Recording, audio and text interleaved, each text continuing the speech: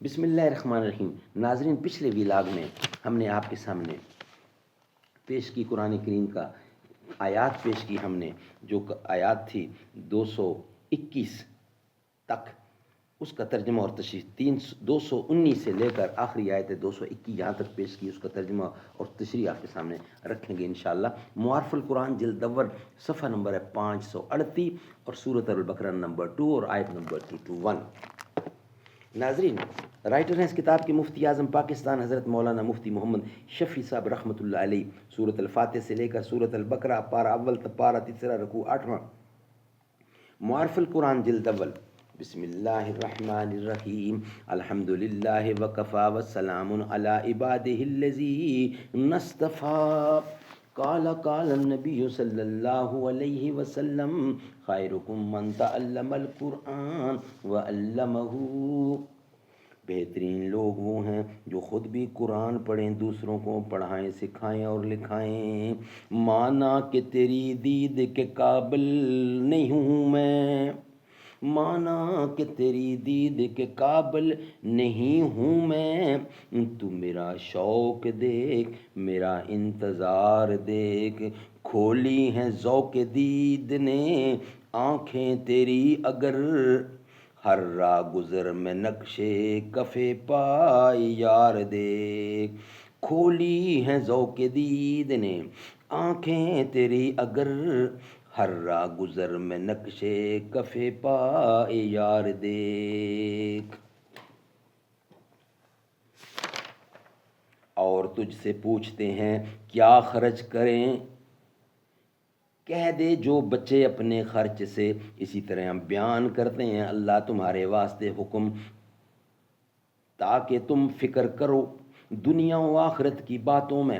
اور تجھ سے پوچھتے ہیں یتیموں کا حکم، کہہ دے سنوارنا ان کے کام کا بہتر ہے، اور اگر ان کا خرچ ملا تو وہ تمہارے بھائی ہیں، اور اللہ جانتا ہے خرابی کرنے والے اور سنوارنے والے کو، اور اگر اللہ چاہتا تو تم پر مشقت ڈالتا، بے شک اللہ زبردست ہے تدبیر والا۔ اور نکاح مت کرو مشرک عورتوں سے جب تک ایمان نہ لے آئیں، اور البتہ لونڈی مسلمان بہتر ہے مشرک بی بی سے اگر وہ تم کو بھلی لگے، اور نکاح نہ کرو، اور نکاح نہ کر دو مشرکین سے جب تک وہ ایمان نہ لے آویں، اور البتہ غلام مسلمان بہتر ہے مشرک سے اگرچہ وہ تم کو بھلا لگے۔ وہ بلاتے ہیں دوزخ کی طرف، اور اللہ بلاتا ہے جنت کی طرف اور بخشش کی طرف اپنے حکم سے، اور بتلاتا ہے اپنے حکم لوگوں کو تاکہ وہ نصیحت قبول کریں۔ سبحان اللہ۔ خلاصہ تفسیر، 16واں حکم مقدار انفاق، اور لوگ حضرت صلی اللہ علیہ وسلم سے دریافت کرتے ہیں کہ خیر الخیرات میں کتنا خرچ کریں۔ آپ فرما دیجئے کہ جتنا آسان ہو، کہ اس کے خرچ کرنے سے خود پریشان ہو کر دنیوی تکلیف میں یا کسی کا حق ضائع کر کے اخروی تکلیف میں نہ پڑ جائیں۔ اللہ تعالیٰ اس طرح احکام کو صاف صاف بیان فرماتے ہیں تاکہ تم کو ان کا علم ہو جائے، اور اس علم کی وجہ سے ہر عمل کرنے سے پہلے دنیا و آخرت کے معاملات میں ان احکام کو سوچ لیا کرو، اور سوچ کر ہر معاملے میں ان احکام کے موافق عمل کیا کرو۔ سبحان اللہ۔ ناظرین، یہ تھا ویلاگ نمبر 3 جو پیش کیا۔ اب انشاءاللہ ویلاگ نمبر 4 سے آپ کے سامنے رکھنے والے ہیں ہم۔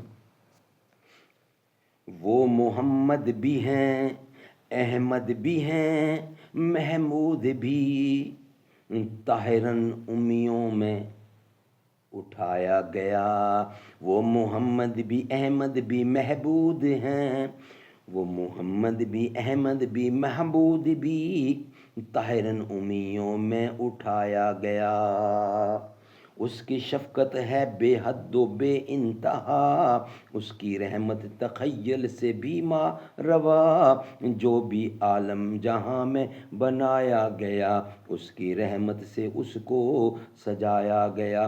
کس لیے حشر کا ڈر ہو قاسم مجھے میرا آقا ہے وہ میرا مولا ہے، میرا آقا ہے وہ میرا مولا ہے وہ، جس کے قدم میں جنت بنائی گئی، جس کے ہاتھوں میں کوثر لٹایا گیا، سب سے پہلے مشیت کے انوار سے نقش روئے محمد بنایا گیا۔